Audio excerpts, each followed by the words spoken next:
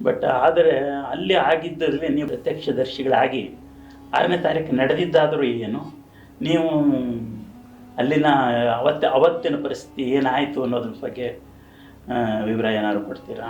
ಖಂಡಿತ.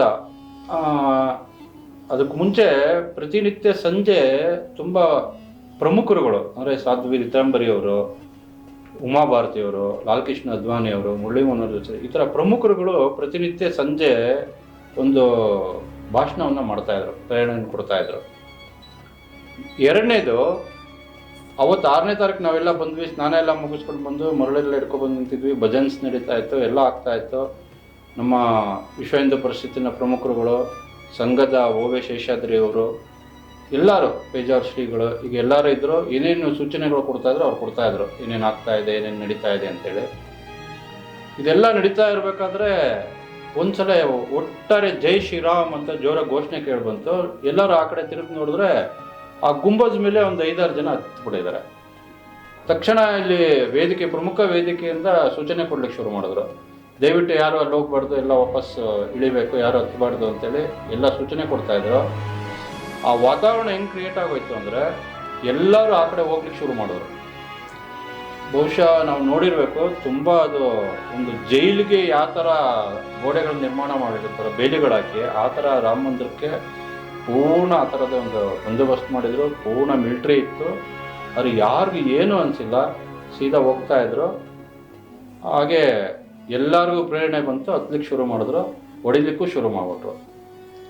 ಯಾರಿಗೆ ಸೂಚನೆ ಕೊಟ್ಟಿತ್ತೋ ಏನೂ ಇಲ್ಲ, ನಮಗವರೆಗೂ ಯಾವುದೇ ಸುದ್ದಿ ಇಲ್ಲ. ಆದರೆ ನಮ್ಮ ರಾತ್ರಿ ಒಂದು ಬೈಠಕ್ ಆಗಿತ್ತಂತೆ ಹಿಂದಿನ ದಿನ 5ನೇ ತಾರೀಕು.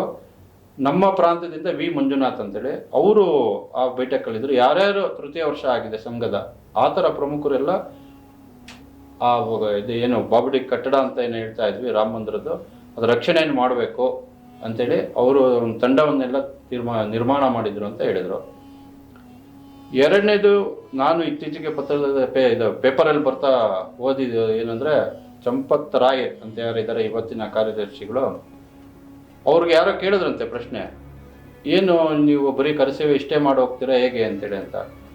ಕರಸೇವೆ ಆಗಬೇಕು ಅಂತಿದ್ರೆ ಅದು ಹಾಗೆ ಆಗುತ್ತೆ, ಯಾರು ಮಾಡಬೇಕೋ ಅವ್ರು ಮಾಡ್ತಾರೆ ಅಂತ ಹೇಳಿದ್ರಂತ. ಈಗ ಇತ್ತೀಚೆಗೆ ನಾನು ಅದನ್ನು ಓದಿದೆ. ಅಂದರೆ ಬಹುಶಃ ಅದು ದೈವ ಸಂಕಲ್ಪ ಅನಿಸುತ್ತೆ. ಅವತ್ತು ಯಾರು ಕೇಳೋ ಮಾತು, ಯಾರು ಏನು ಹೇಳಿದ್ರು ಕೇಳೋಂಥ ಸ್ಥಿತಿಲಿ ಕರಸೇವಕರು ಇರಲಿಲ್ಲ. ಸಾಧಾರಣ ಹೊಡಿಲಿಕ್ಕೂ ಶುರು ಮಾಡಿಬಿಟ್ರು. ಅವಾಗ ತಕ್ಷಣ ಮಾನ್ಯ ಓ.ವೆ. ಶೇಷಾದ್ರಿ ಅವರು ಎಲ್ಲರೂ ಪ್ರಮುಖರೆಲ್ಲ ಎಲ್ಲ ಭಾಷೆಗಳಲ್ಲೂ ಸೂಚನೆ ಕೊಡ್ತಾಯಿದ್ರು, ದಯವಿಟ್ಟು ಕಟ್ಟಡಕ್ಕೆ ಹಾನಿ ಮಾಡಬೇಡಿ, ಇಡೀರಿ, ಏನೂ ಮಾಡಬಾರ್ದು ಅಂತೆಲ್ಲ ಹೇಳ್ತಾಯಿದ್ರು. ಆದರೆ ಅವತ್ತಿನ ಒಂದು ಏನು ಸುಮಾರು 5.5-6 ಲಕ್ಷ ಜನ ಅವತ್ತಲ್ಲಿ ಇದ್ದಂಥದ್ದು, ಯಾರು ಕೇಳೋ ಸ್ಥಿತಿಲಿ ಇರಲಿಲ್ಲ. ಭಾಳ ಒಂದು ದೊಡ್ಡ ಎಲ್ಲರೂ ಆ ಗಂಬಿಗೆ ಹತ್ತಿ ಇಳಿದು ಆ ಕಡೆ ಯಾವುದೇ ಸಾಧನ ಇಲ್ಲ, ಆದರೂ ಹತ್ತಿದ್ರು ಅದು ಗುಂಬಜ್ ಮೇಲೆ. ಮೊದಲು ಒಂದು ಗುಂಬಜ್ ಬಿತ್ತು, ಮೊದಲನೇದು ಈ ಕಡೆದು, ಆಮೇಲೆ ಈ ಕಡೆದು ಬಿತ್ತು, ಆಮೇಲೆ ಮಧ್ಯದನ್ನು ಹೊಡೆದಾಕ್ತು. ಸೊ ಇದಿಷ್ಟು ಅವತ್ತಿನ ಒಂದು ಮಧ್ಯಾಹ್ನ ಶುರು ಆಗಿದ್ದು, ಸುಮಾರು ಒಂದು ಸಂಜೆ ಹೊತ್ತಿಗೆ 3 ಗುಂಬಜ್ಗಳು ಬಿದ್ದೋಯ್ತು. ಸೊ ಆ ಥರ ಒಂದು ಹೋರಾಟ ಅವತ್ತು ಕಣ್ಣಾರೆ ನೋಡೋವಂಥ ಒಂದು ಭಾಗ್ಯ ನಮಗೆ. ಆಮೇಲೆ ಏನಾಯಿತು? ಆ ಘಟನೆ ಆದಮೇಲೆ ಅಲ್ಲಿ ಸಾಧಾರಣ ಎಲ್ಲರಿಗೂ ಒಂದು ಸ್ವಲ್ಪ ಜನಕ್ಕೆ ಭಯನೂ ಅನ್ನಿಸ್ತೈತೆ. ಯಾಕೆಂದರೆ ಕಳೆದ ಸಲ ಹಿಂದೆ ಆದಂಥ ಮಿಲಿಟ್ರಿ ಅವ್ರು ಫೈರ್ ಆಗ್ಬೋದು, ಯಾಕೆಂದರೆ ಕಾಂಗ್ರೆಸ್ ಸರ್ಕಾರ ಇತ್ತು ಕೇಂದ್ರದಲ್ಲಿ. ಆದರೆ ಅಲ್ಲಿದ್ದಂಥ ಮಿಲಿಟ್ರಿ ಸೈನಿಕರು ಯಾರಿಗೂ ಬೇಜಾರಾಯಿತು ಅಂತಿರಲಿಲ್ಲ. ಎರಡನೇದು, ಅದ್ರ ಮೇಲತ್ತೆ ಅದೆಲ್ಲ ಹೊಡಿಲಿಕ್ಕೆ ಶುರು ಮಾಡಿದಾಗೂ ಯಾರು ಅದನ್ನು ಅಪೋಸ್ ಮಾಡೋಕ್ಕೆ ಹೋಗಲಿಲ್ಲ, ತಡೆಯೋಕ್ಕೆ ಹೋಗಲಿಲ್ಲ. ಅವರೇ ಸಿಹಿಯನ್ನು ತಂದು ಹಂಚಿದಂಥ ಘಟನೆಯೂ ಇದೆ ಅಲ್ಲಿ. ರಾತ್ರಿ ತೀರ್ಮಾನ ಆಯಿತು, ಮಾನ್ಯ ಓ.ವೆ. ಶೇಷಾದ್ರಿ ಅವರು, ಪೇಜಾವರ್ ಶ್ರೀಗಳು, ಎಲ್ಲರ ಪ್ರಮುಖರೆಲ್ಲ ಸೇರಿ ನಿಶ್ಚಯ ಮಾಡಿ ಬೆಳಗ್ಗೆ ಅಲ್ಲಿ ನಮಗೆ ಪ್ರಮುಖವಾಗಿ ಒಂದು ತಾತ್ಕಾಲಿಕವಾದಂಥ ಒಂದು ಮಂದಿರವನ್ನು ಕಟ್ಟಬೇಕು ಅಂತ ತೀರ್ಮಾನ ಆಯಿತು. ಹಾಗಾಗಿ 7ನೇ ತಾರೀಕು ಅದು ಎಲ್ಲ ಸಾಮಗ್ರಿ ಏನಲ್ಲಿ ಕಟ್ಟಡ ಬಿದ್ದಿತ್ತು, ಬಹುಶಃ ಮಧ್ಯದ ಗುಂಬಜ್ ಬಿದ್ದಾಗ ನಾವು ಯಾವ್ದಾದ್ರು ಒಂದು ಅಣುಬಾಂಬ್ ಸ್ಫೋಟ ಈ ಥರದ್ದು ಆದಾಗ ಏನೋ ಇದೋಡುತ್ತಲ್ಲ ಹೊಗೆ ಭೂಮಿ, ಇದು ಆ ಥರದ ಒಂದು ಅನುಭವ ಆಯಿತು. ಆ ಶಬ್ದ ಇರ್ಬೋದು, ಎಲ್ಲ ಇರ್ಬೋದು.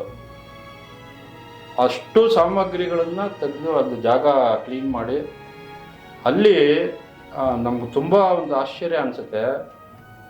ಬಹುಶಃ ಕಪಿಸೈನ್ಯನೇ ನಮ್ಮದು ಅಂತ ಅನಿಸ್ಬಿಡುತ್ತೆ ಇವಾಗ. ಯಾಕೆಂದರೆ ಆವತ್ತಿನ ದಿನದಲ್ಲಿ 32 ವರ್ಷ ಇವಾಗ ಒಟ್ಟು ಘಟನೆ ಆಗಿದ್ದು. ನನಗೆ ಅವತ್ತು 22 ವರ್ಷ. ಆ ಥರ ತುಂಬ ಯುವಕರುಗಳೇ ಇದ್ದಂಥ ಸಮಯ ಅದು.